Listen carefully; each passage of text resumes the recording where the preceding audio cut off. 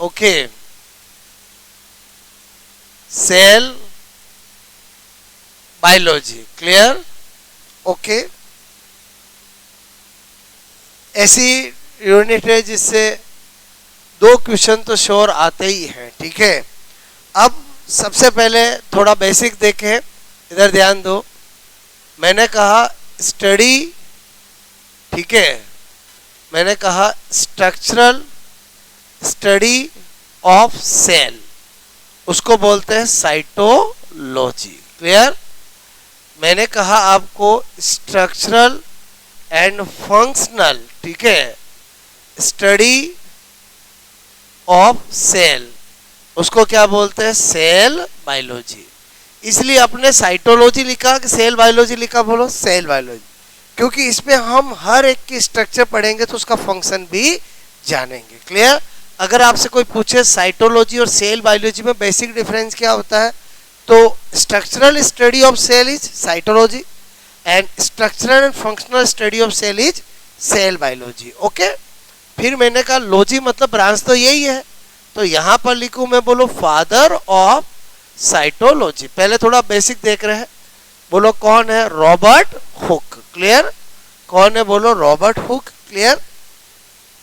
मैंने कहा फिर डिस्कवरी, क्लियर, ऑफ सेल पूछे तो रॉबी कौन है, बोलो रॉबर्ट हुक। सबसे पहले रॉबर्ट हुक ने ही बोलो अपने द्वारा बनाए गए माइक्रोस्कोप से सेल को देखा था, कॉर्क सेल को देखा था। इसका मतलब हुआ फर्स्ट डिस्कवरी ऑफ सेल कौन होगा, बोलो ये, लेकिन इन्होंने किसकी डिस्कवरी की, बोलो डेड सेल की। इसका मतलब अगर कभी आ जाए first discovery, clear, okay, discovery of living cell, clear, जीवित कोशिका की खोज किसने की, तो लीवनहोक। किसने की है, बोलो लीवनहोक।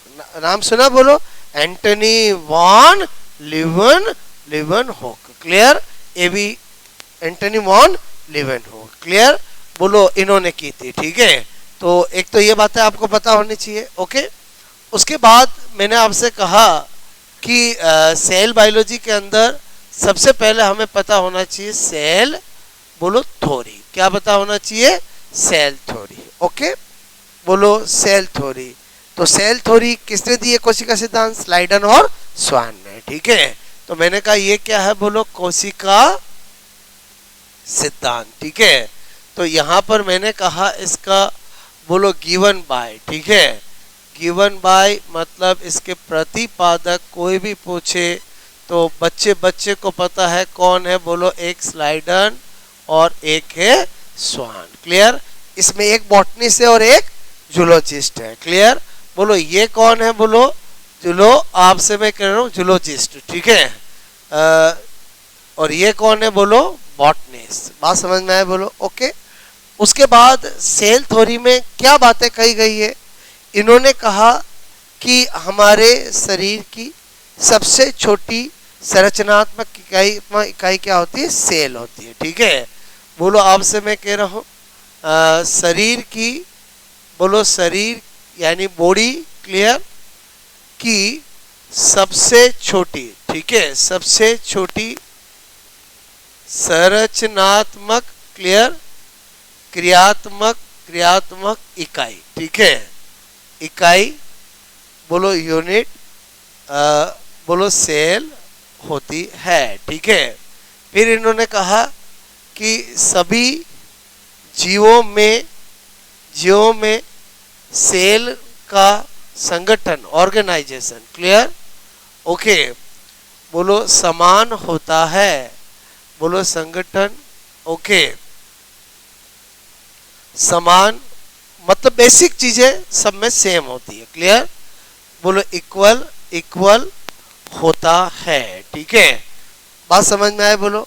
लेकिन हम जानते हैं इस सेल थ्योरी का एक ही एक्सेप्शन है, वो है वायरस। बोलो क्या है, वायरस। वायरस को छोड़ दे बाकी बेसिक फंडामेंटल सेल की चीजें सेम होती है। बोलो बात समझ में। किसी में कोई एक ऑर्गेनल है, किसी में नहीं, वो अलग बात है। मैं आपको बेसिक ढांचा जो है क्या होता है, सेम होता है। खाली वायरस ही एक ऐसा है जो लिविंग और नॉन लिविंग के बीच की कड़ी है, जो केवल और केवल न्यूक्लिक एसिड और प्रोटीन, उसके अलावा कुछ भी नहीं। बोलो बात समझ ना, उसको छोड़ दे तो बाकी सबका क्या होता है, सेम होता है, ठीक है।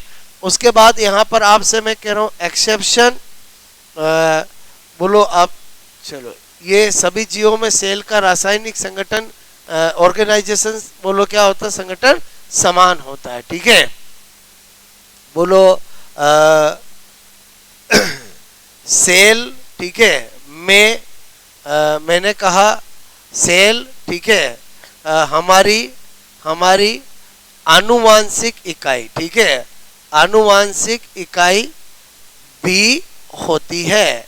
देखो ये इन्होंने कहा, बाद में जब स्टडी हुई तो पता चला कि सेल के अंदर होता है न्यूक्लियस, न्यूक्लियस के अंदर होता है बोलो आपसे क्रोमोसोम, क्रोमोसोम में होते हैं जीन, और जीन होते हैं वो आनुवांशिक इकाई होते हैं। मैं क्या बोल रहा हूँ बात समझ में, सेल हमारी आनुवांशिक इकाई भी होती है। बट आज हम जानते हैं कि उनका कहने का मतलब क्या था, सेल, सेल के अंदर होता है न्यूक्लियस, न्यूक्लियस के अंदर होता है क्रोमोसोम, क्रोमोसोम पे होते हैं जीन, और जीन होते हैं बोलो आनुवांशिक इकाई। क्लियर? तो अब से मैं कह रहा हूँ ये मैंने बताया, ओके।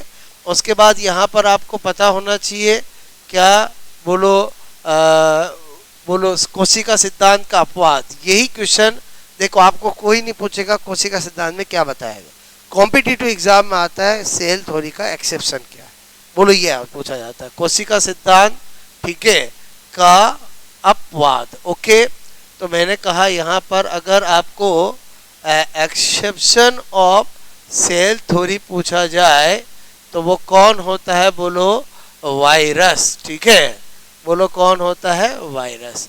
और वायरस को हम क्या कहते हैं, बोलो मैंने कहा वायरस, बोलो clear, connecting link, clear, connecting link between between living and non living, जीवित तथा निर्जीव के बीच की संयोजी कड़ी कौन होता है, वायरस होता है। क्लियर?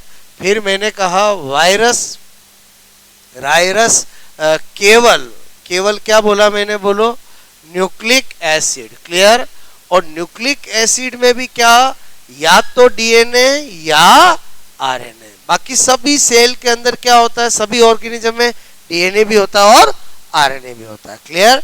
बोलो एंड मैंने कहा प्रोटीन, ठीक है, बोलो मैंने कहा वायरस में केवल न्यूक्लिक एसिड, न्यूक्लिक एसिड में या तो डीएनए या आरएनए कोई एक तथा प्रोटीन ही होता है, बाकी सबके अंदर क्या होता है, पूरा सेल का सेम ऑर्गेनाइजेशन होता है, ठीक है। तो एक तो आपको ये बात समझ में आई, बोलो ओके। एक सेल थ्योरी ने और बात कही थी कि नई कोशिका की उत्पत्ति पुरानी कोशिका से होती है। सेल थ्योरी ने ये बात रोडोल्फ विर्चो के स्टेटमेंट ओमनी सेलुलाई सेलुला से उठाई है। तो मैं आपसे क्या कह रहा हूं, यहाँ पर सेल थ्योरी की एक और बात लिख सकते हैं, क्लियर, कि नई कोशिका, न्यू सेल, क्लियर, नई कोशिका मतलब न्यू सेल, क्लियर, की उत्पत्ति, उत्पत्ति बोलो ओल्ड सेल, ठीक है, पुरानी कोशिका, पुरानी कोशिका, क्लियर, से होती है, ठीक है, बात समझ में आई, बोलो। और यहाँ पर बोलो यहाँ पर हम स्पेशल नोट में लिख सकते हैं, क्लियर, कि बोलो रोडोल्फ विर्चो, क्लियर, रोडोल्फ विर्चो, ओके, का ये स्टेटमेंट है कि ओमनीज सेलुला सेलुला ई सेलुला, क्लियर, जिसका मीनिंग क्या होता है, जिसका मीनिंग अर्थ यही होता है कि न्यू सेल, क्लियर, बोलो आपसे मैं करूं ओरिजिन, ओरिजिनेटेड, क्लियर, बोलो फ्रॉम ओल्ड सेल, ठीक है, बोलो नहीं समझ गए, बोलो नई सेल की उत्पत्ति पुरानी कोशिका से होती है, ठीक है। तो नई कोशिका बोलो की उत्पत्ति, उत्पत्ति पुरानी, ठीक है, कोशिका से होती है, ओके। तो यहाँ तक मेरी बात समझ में आए, बोलो।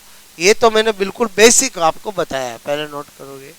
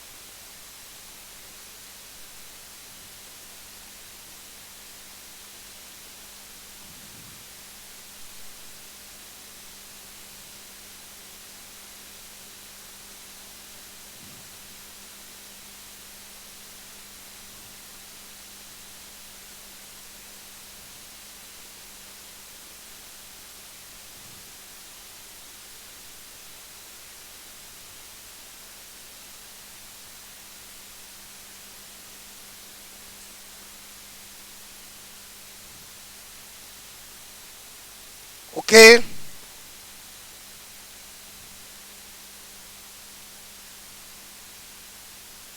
हो गया।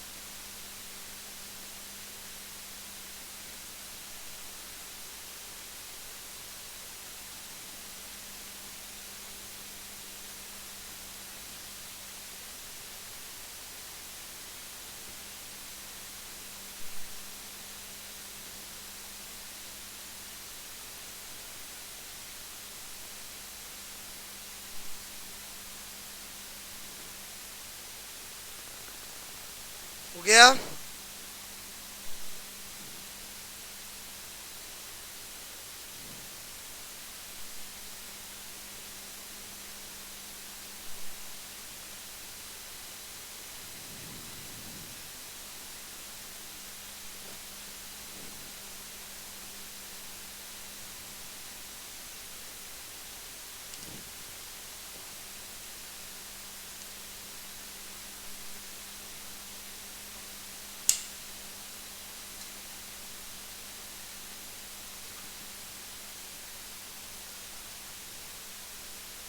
हो गया ये।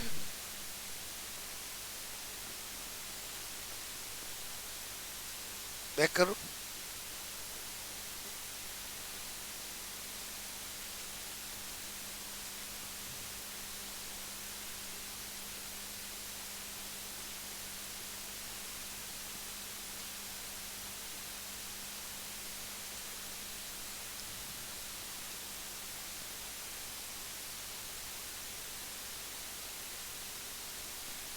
ओके,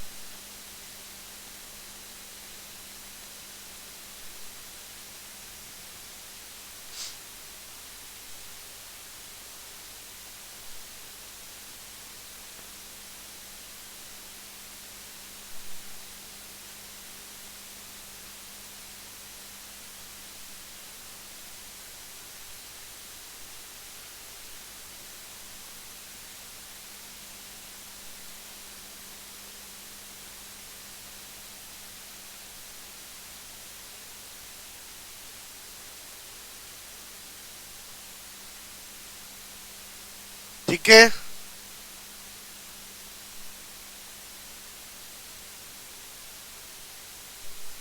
हो गया नोट, बोलो।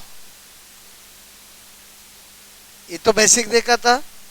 अब हमें सबसे पहले क्या देखना पड़ेगा, डिफरेंस बिटवीन प्रोकैरियोटिक सेल और यूकैरियोटिक सेल। ठीक है, ये बहुत सी बार स्टेटमेंट पूछा गया, किसने दिया है बोलो, रोडोल्फ विर्चो, नाम तो सुना ही होगा, omni cellula e cellula. Clear, okay. New cell originate from old cell, नई कोशिका की उत्पत्ति पुरानी कोशिका से हुई है। अभी अपन पहले बेसिक देख रहे हैं, तो अब हम क्या देखेंगे, difference between prokaryotic cell and eukaryotic cell. ठीक है, difference between prokaryotic and eukaryotic cell. ठीक है, तो यहाँ पर एक तरफ प्रोकैरियोटिक सेल और एक तरफ है बोलो यूकैरियोटिक सेल। तो आगे से आगे पॉइंट निकालेंगे, सबसे पहले नाम को ही समझ लेते हैं। यहाँ पर लिखा हुआ है प्रो, प्रो का मतलब होता है प्रिमिटिव। क्लियर, फिर लिखा हुआ है बोलो कैरियोट, बोलो कैरियोटिक मतलब कैरियोट, मैंने कहा इसका मतलब होता है न्यूक्लियस। इसका मतलब हुआ जिसमें प्रिमिटिव न्यूक्लियस होता है वो कौन होता है, प्रोकैरियोट। और यहाँ यू का मतलब है एडवांस। क्लियर, और मैंने कहा कैरियोट का मतलब है न्यूक्लियस। इसका मतलब अब हम डिफरेंस करते हैं। नंबर 1 पहला पॉइंट, पहले 10 मिनट ध्यान दो इधर। प्रोकैरियोटिक, ये बचपन से पढ़ते आ रहे हैं, हमें कुछ भी याद नहीं करना। क्लियर, बस पहला पॉइंट क्या लिख रहा हूं, इनमें क्या होता है, प्रिमिटिव न्यूक्लियस। ठीक है, मैंने कहा प्रिमिटिव न्यूक्लियस बोलो उपस्थित, प्रेजेंट, जिसे हम क्या कहते हैं, न्यूक्लियोइड। बोलो न्यूक्लियोइड या जीनोपोर, क्या कहते हैं बोलो, जीनोपोर। क्लियर, जीनोपोर। क्लियर, नाम सुना नहीं सुना, बोलो जिसे न्यूक्लियोइड या जीनोफोर कहते हैं। क्लियर, बोलो मैंने कहा कहते हैं। ओके, और इधर क्या होता है बोलो, एडवांस न्यूक्लियस। ठीक है, उपस्थित। अब प्रिमिटिव न्यूक्लियस का मतलब क्या है, तो मतलब ये है कि इनके न्यूक्लियस ओके में न्यूक्लियर मेम्ब्रेन ओके, मैंने कहा nucleolus plus histone protein. Clear, बोलो क्या होता है, एब्सेंट। ठीक है, ऐसे न्यूक्लियस को क्या कहते हैं, प्रिमिटिव न्यूक्लियस। और इनमें क्या होता है बोलो, उपस्थित। ठीक है, तो उसको एडवांस बोलते हैं, बात समझना। उसके बाद बात करें यहाँ पर नंबर 3, जो प्रोकैरियोटिक सेल होती है उसमें membrane bounded cell organelle absent होते हैं, चाहे माइटोकॉन्ड्रिया क्लोरोप्लास्ट हो, हर वो ऑर्गन जो मेम्ब्रेन बाउंडेड है। क्लियर, तो मैंने कहा सेल, बोलो यहाँ पर मैंने बोला membrane. Clear, okay, bounded cell organelle. Clear, क्या होता है, एब्सेंट। इस लाइन के अंदर अपने आप में बहुत सारी बातें आ गई, mitochondria absent present, chloroplast absent present. Clear से है, Golgi body absent present. Okay, और मैंने कहा यहाँ पर क्या होगा बोलो, मेम्ब्रेन। ठीक है, बोलो मैंने कहा आपको बाउंडेड सेल ऑर्गेनल। क्लियर, बोलो क्या होते हैं, सेल ऑर्गेनल। ठीक है, ओके, क्या होते हैं, उपस्थित, प्रेजेंट। उसके बाद नंबर 4, इधर क्या होता है, मीजोसोम प्रेजेंट, उधर मीजोसोम एब्सेंट। क्लियर, मीजोसोम क्या होता है, उपस्थित, और इधर क्या होता है बोलो, मीजोसोम क्या होता है, एब्सेंट। अगर आपसे कभी पूछा जाए कि प्रोकैरियोट का मीजोसोम किस सेल ऑर्गेनल के एनालोगस होता है, होमोलोगस तो बोल ही नहीं सकते क्योंकि स्ट्रक्चर तो ऐसी होगी ही नहीं, बोलो एनालोगस होता है माइटोकॉन्ड्रिया। क्लियर, तो मैंने कहा analogous. Clear, analogous of mitochondria. Clear, बहुत सी बार पूछ लेते हैं। उसके बाद नंबर 5, बोलो इनमें क्या होती, complex cell wall, complex cell wall, जबकि बोलो यूकैरियोट में क्या होती, सिंपल सेल वॉल। क्लियर? बोलो ये सेल वॉल पेप्टिडोग्लाइकान की बनी होती है, बोलो कॉम्प्लेक्स होती है, इधर सेलुलोज की बनी होती है, एज कंपेयर टू सिंपल होती है। क्लियर? तो मैंने कहा सेल वॉल पेप्टिडोग्लाइकान, नाम सुना होगा बोलो आपको, ठीक है, कि मेनली मुख्यतः बनी बनी बनी बनी बनी बनी होती है। और इधर यूकैरियोट में लिखे आपको कैसा, सेल वॉल तो यूकैरियोट में सब में होती है भाई, अभी हम यूकैरियोट रहे, फिर हम जब एनिमल सेल और प्लांट सेल करेंगे तो वो अलग बात होगी।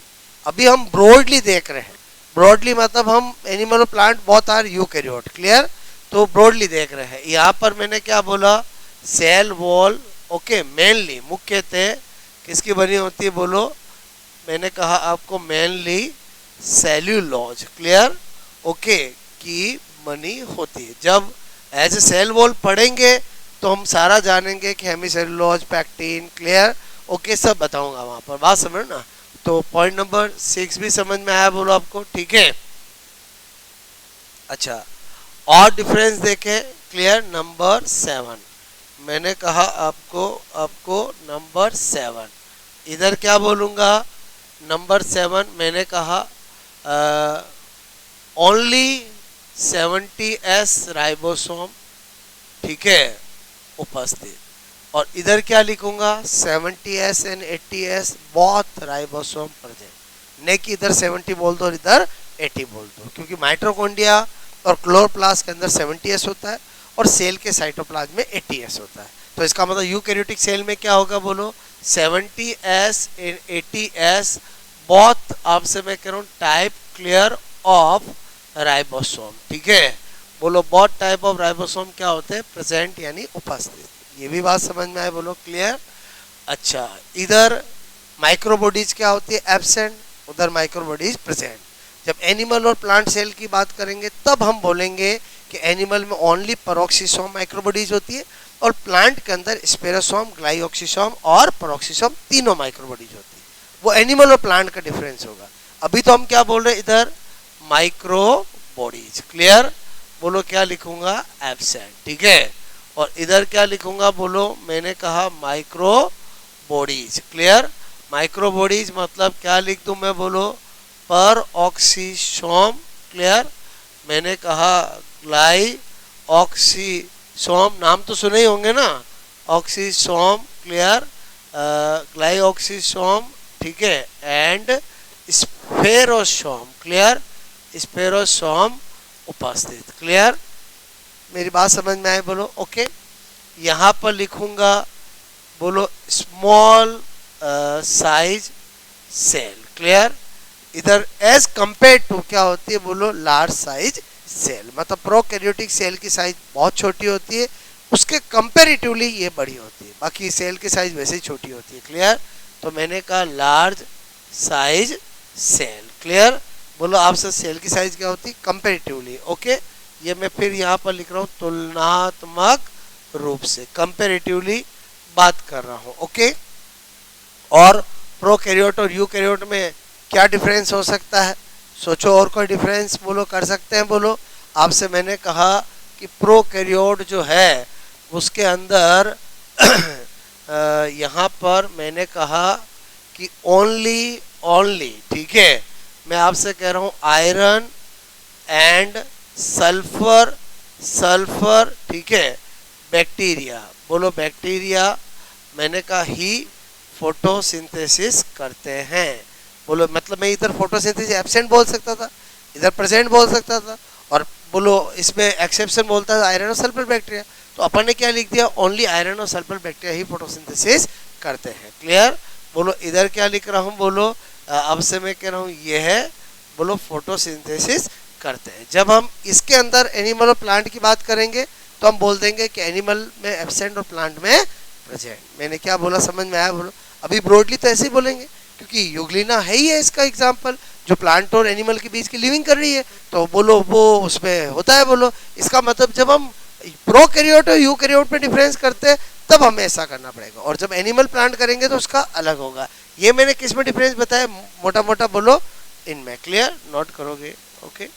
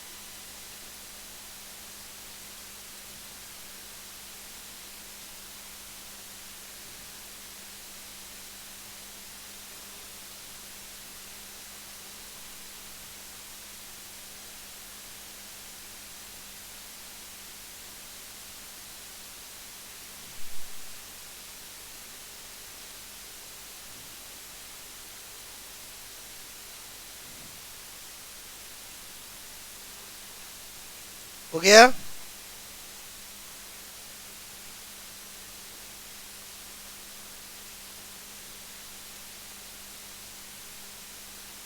ओके इधर न्यूक्लियर मेम्ब्रेन भी उपस्थित, न्यूक्लियस भी उपस्थित, स्टोन प्रोटीन भी उपस्थित। ठीक है,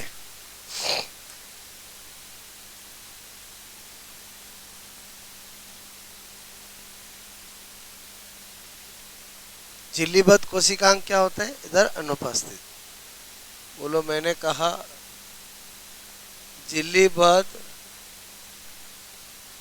कोशिकांग क्या होता है, अनुपस्थित। ठीक है, अनुपस्थित।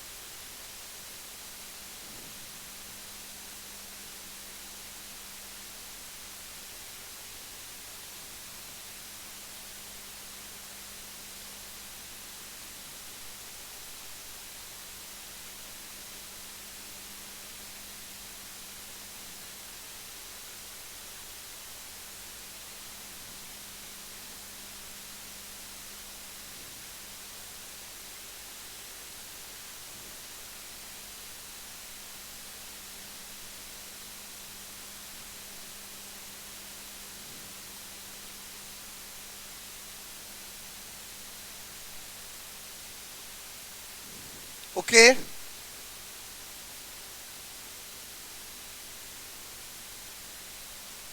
प्रोकैरियोट की सेल वॉल कॉम्प्लेक्स होती, जटिल होती है, एज कंपेयर टू यूकैरियोट की क्या होती है, सिंपल होती है। कंपेरेटिवली बात कर रहे हैं। ठीक है,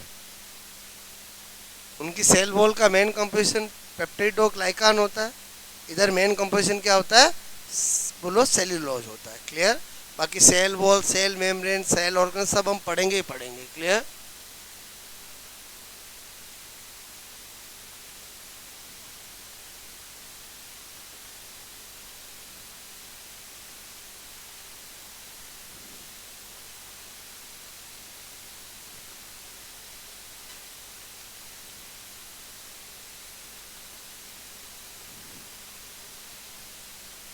ओके